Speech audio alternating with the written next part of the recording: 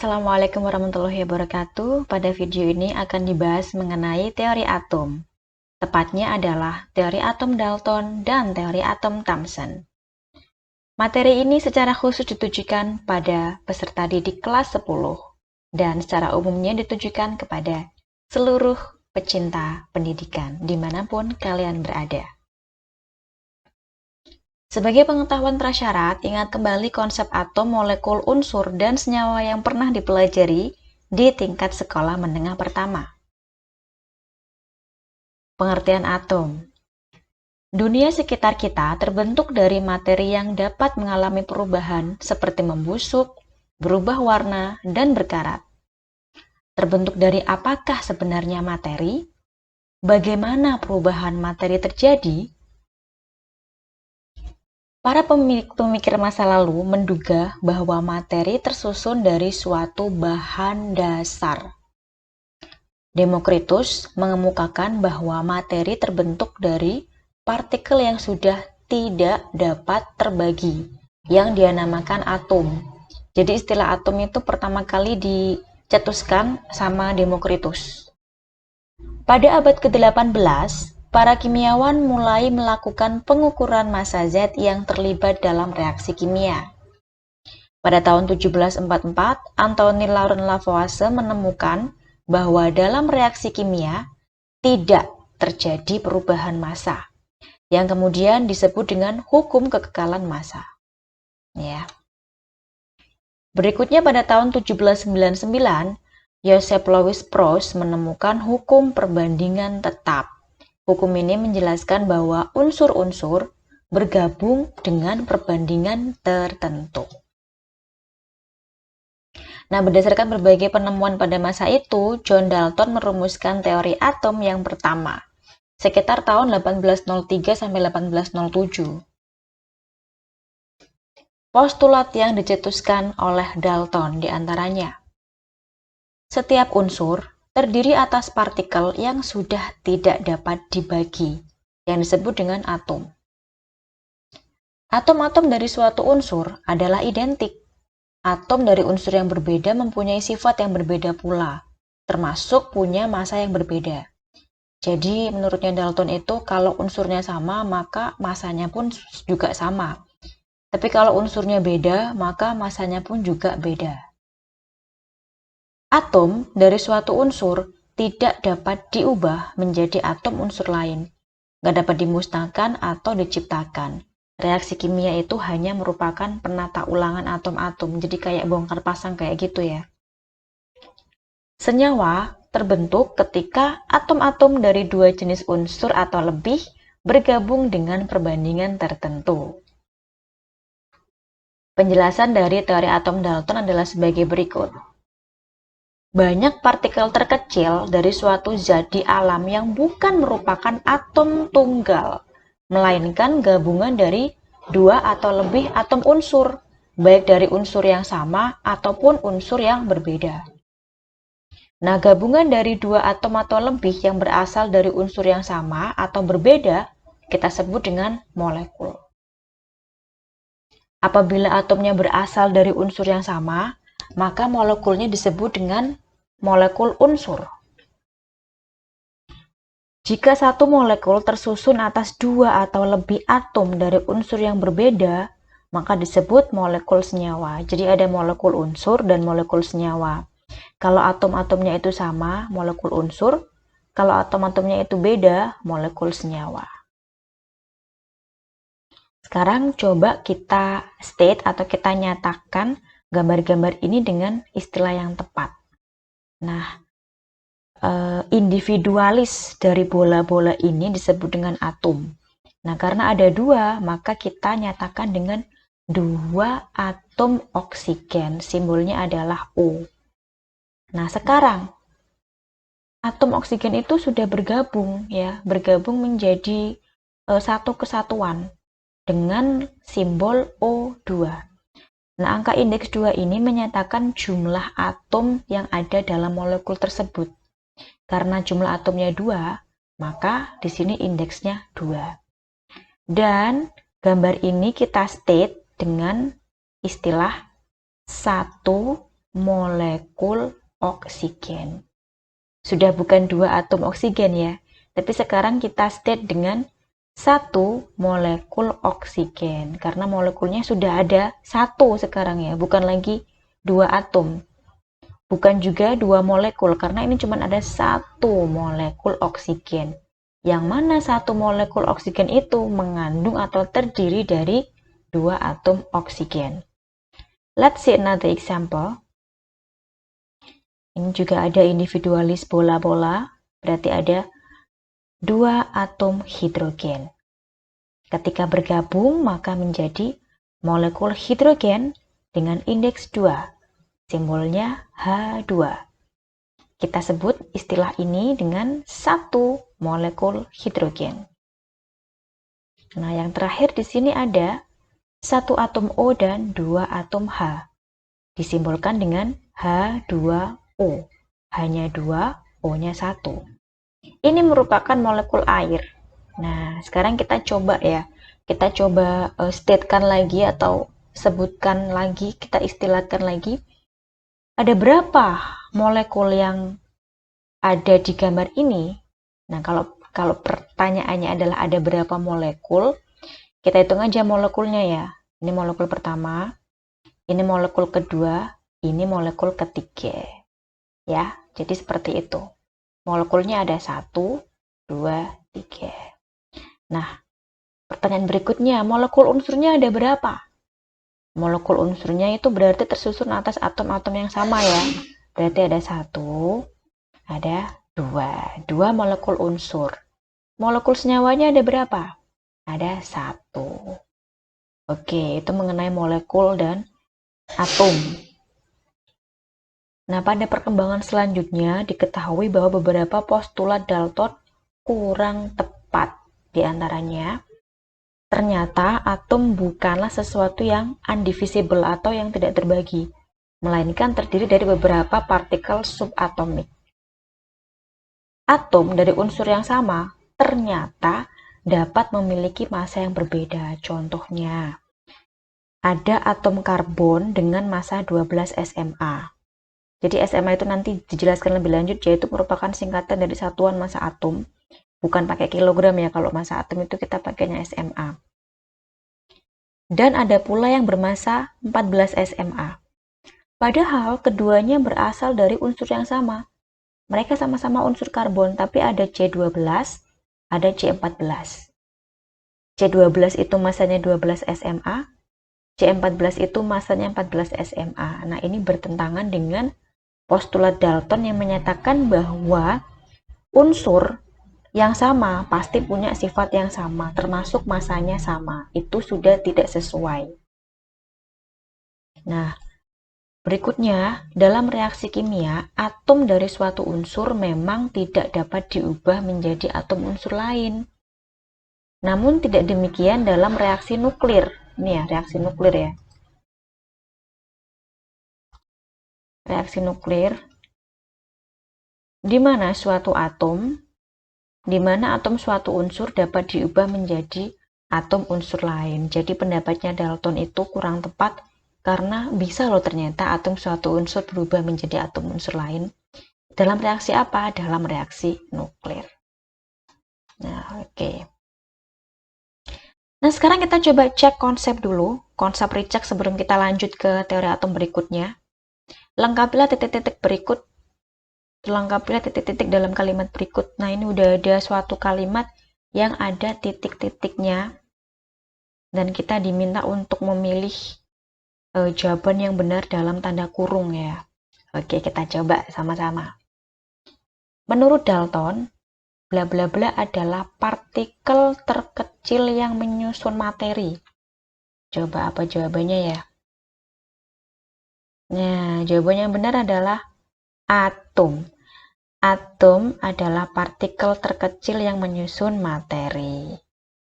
Berikutnya, dalam reaksi bla bla bla, jumlah atom sebelum dan sesudah reaksi adalah sama. Nah, ayo, kira-kira dalam reaksi kimia apa reaksi nuklir ya? Jumlah atom sebelum dan sesudah reaksi adalah sama.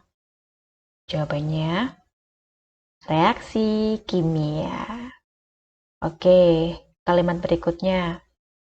Dalam reaksi kimia, suatu atom bla bla bla diubah menjadi atom lain. Ayo, dalam reaksi kimia, suatu atom tidak dapat diubah menjadi atom lain. Reaksi kimia soalnya ya. Menurut Dalton, atom oksigen bla bla bla dengan atom nitrogen.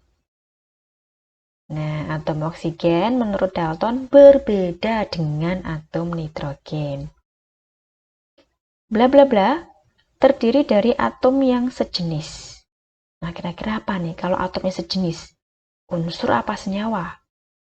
Unsur. Sedangkan senyawa terbentuk dari penggabungan atom-atom yang berbeda dengan perbandingan tertentu. Nah, masih ada lagi nih kuis tentang Dalton ya. Tentukan apakah pernyataan berikut benar atau salah. Oke, pernyataan nomor 1. Atom bukanlah sesuatu yang tidak terbagi, namun memiliki partikel subatomik. Benar apa salah ya? Benar ya. Jadi atom itu bukanlah sesuatu yang tidak terbagi, namun punya partikel-partikel subatomik. Ada proton, ada elektron, juga ada neutron. Berikutnya nomor 2. Atom dari unsur yang sama dapat memiliki massa yang berbeda. Benar juga, kita ingat tadi ada C12 sama ada C14 ya, dimana mereka sama-sama berasal dari unsur karbon, tapi memiliki massa yang beda. Jadi ada C12 dan juga ada C14. Ini merupakan atom dari unsur yang sama-sama unsur karbon, tapi masanya berbeda. Ada yang 12 SMA dan ada yang 14 SMA. Berikutnya pernyataan ketiga. Melalui reaksi kimia, atom dari suatu unsur dapat diubah menjadi atom unsur lain. Ayo apa ini? Salah ya guys ya. Jadi reaksi kimia itu nggak bisa ngubah unsur menjadi unsur lain, tuh nggak bisa. Oke. Atom merupakan bagian terkecil dari suatu unsur yang mempunyai sifat tidak sama dengan unsurnya.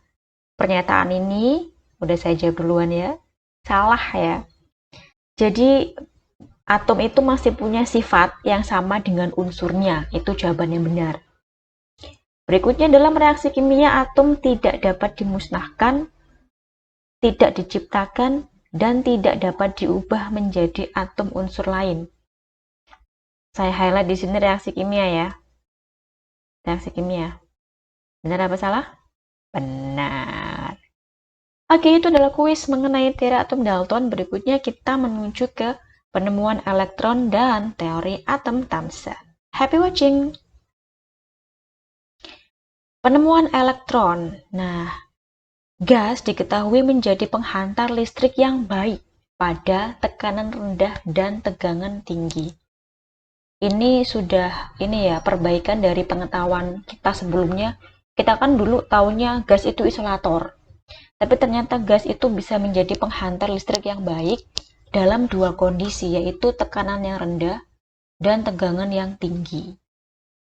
Nah, William Crookes dan banyak ilmuwan pada masa itu membuat tabung pengawan muatan atau istilahnya adalah discharge tube untuk menyelidiki terjadinya fenomena fluoresensi.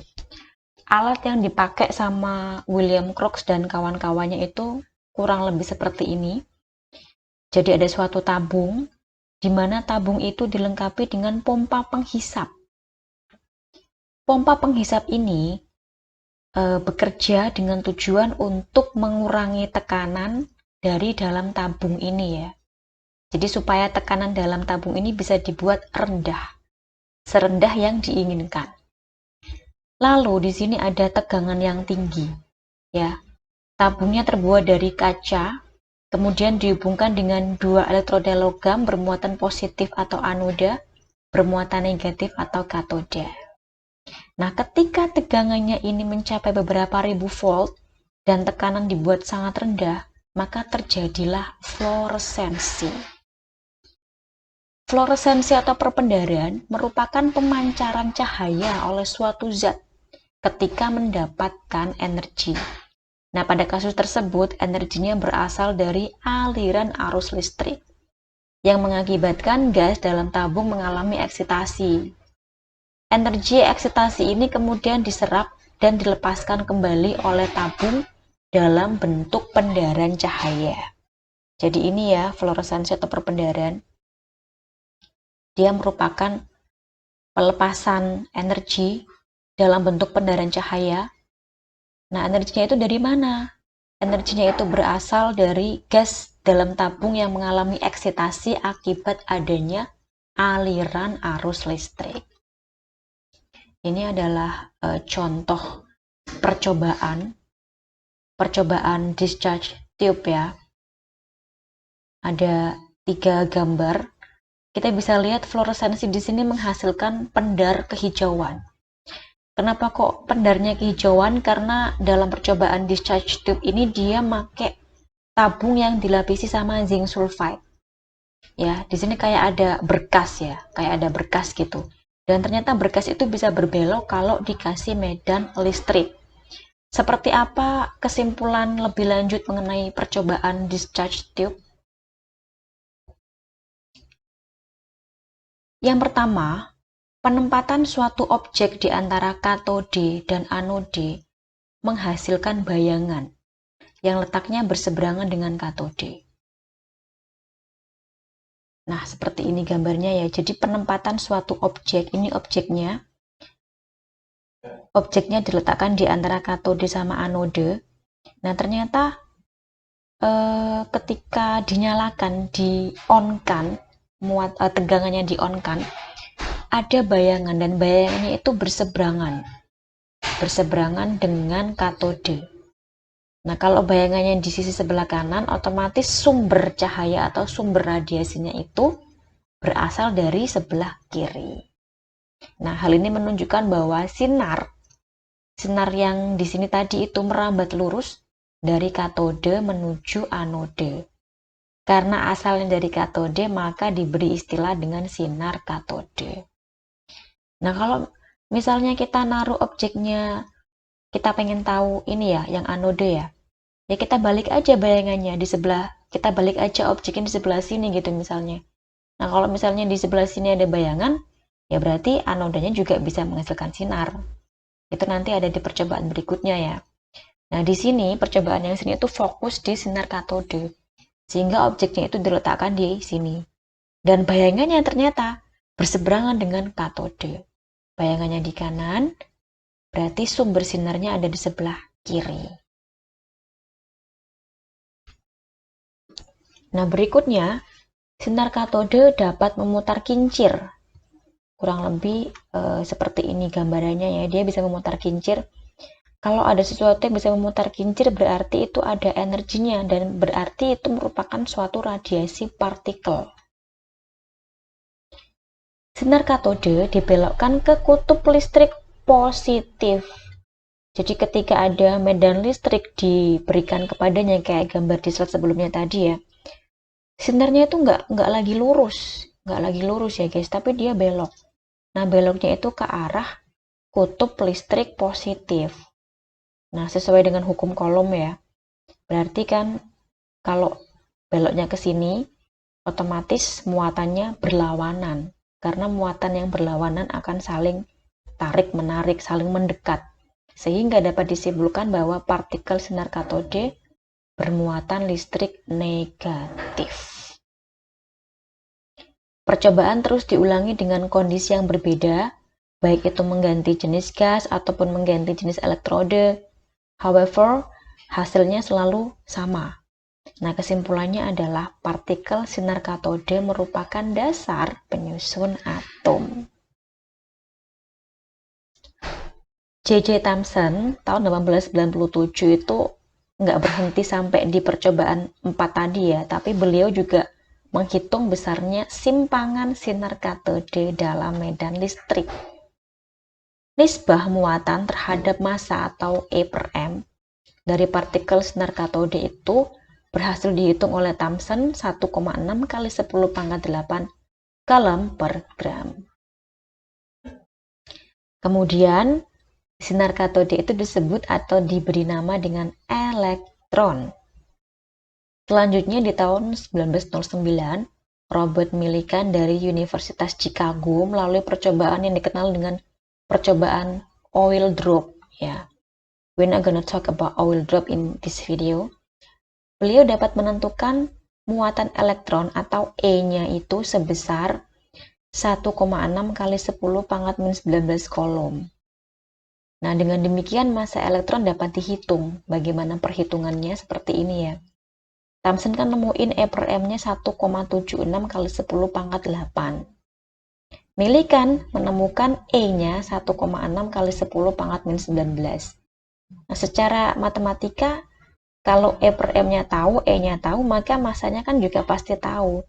Jadi massanya adalah 1,6 kali 10 pangkat minus 19 dibagi dengan 1,76 kali 10 pangkat 8, ketemunya 9,11 kali 10 pangkat min 28 gram. Ini ringan banget ya. Setelah penemuan elektron, teori Dalton yang menyatakan bahwa atom adalah a tiny solid particle atau bola pecel yang undivisible, nggak dapat dibagi, itu tadi otomatis nggak dapat diterima. Nggak dapat diterima ya, karena udah ada elektron, berarti sudah bukan undivisible lagi gitu. Kemudian pada tahun 1904, Thomson mengusulkan atau propose teori atom yang baru. Nah, di sini postulatnya Thomson itu menyatakan bahwa atom terdiri dari materi bermuatan positif dan di dalamnya tersebar elektron secara merata. As a whole, secara keseluruhan atomnya bersifat netral ya. Nah, ada gambarnya di sini. Ini adalah gambaran dari model atomnya Thomson. Jadi kalau diibaratkan makanan kue kayak gitu, muatan positif dan negatifnya tersebar merata dan mereka saling menetralkan ya. Mereka saling menetralkan. Seperti ini gambarannya dari teori atom Thomson. Ini gambarnya saya ambil dari website ya. Sekarang saatnya kita untuk kuis. Ada 3 soal, coba sama-sama kita cek konsep recheck apakah kita udah memahami atau belum materi barusan. Pertanyaan pertama, gas pada tekanan normal adalah isolator. Pada kondisi bagaimanakah gas dapat menghantar listrik? Ayo masih ingat apa enggak ya? Nah, ada 2 kondisi di mana gas dapat menghantar listrik, yaitu pada tekanan yang rendah dan tegangan yang tinggi. Nomor 2, jelaskan bagaimana sifat berikut dapat diketahui. A. Bahwa sinar katode merupakan radiasi partikel.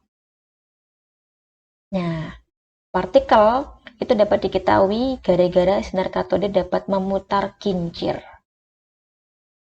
Oh, bentar ya, kecepatan. Oke, yang B, bahwa sinar katode merambat lurus dari katode menuju anode. Gimana nih? Gimana taunya kalau arah atau sumbernya itu dari katode terus menuju ke anode? Nah, dengan cara penempatan suatu objek di antara katode dan anode menghasilkan bayangan yang letaknya berseberangan dengan katode. Berikutnya yang C, bahwa sinar katode bermuatan negatif. Ayo, coba. Deng-deng. Dengan cara sinar katode dikasih kutub listrik dan ternyata dia beloknya ke arah kutub listrik positif. Otomatis dia pasti punya muatan yang berlawanan, yaitu negatif. Terakhir, mengapa Thomson menyimpulkan bahwa elektron merupakan partikel dasar penyusun atom? Gimana nih, kok bisa Thomson mikirnya kayak gitu? Nah, itu karena percobaan terus diulangi dengan kondisi yang berbeda, baik itu mengganti jenis elektroda maupun juga mengganti jenis gas dalam tabung, tapi ternyata the result is always the same, hasilnya selalu aja sama. Oke, that's enough for today. Ini selesai sudah pembahasan kita mengenai teori atom Dalton dan Thomson. Kita akan jumpa lagi di video berikutnya, di teori atom berikutnya. Kita mau cari tahu apakah Thomson sudah relevan sampai sekarang teori atomnya ataukah ada pembaruan lagi. Let's see in another occasion. Thanks for today.